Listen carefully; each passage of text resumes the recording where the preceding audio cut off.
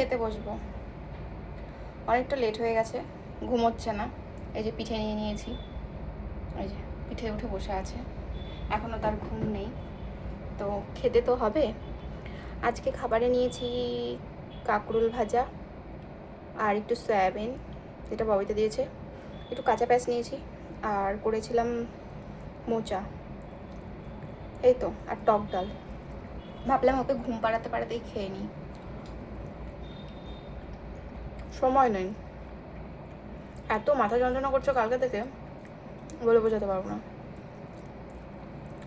ওই জন্য ভাবলাম ঘুম পাড়াতে পাড়াতেই খেয়ে নিই, তাড়াতাড়ি হবে, আবার বিকেলের খাবার করবো ওর। ওই জন্য ভাবছি কাজটা কত তাড়াতাড়ি কমপ্লিট করা যায়।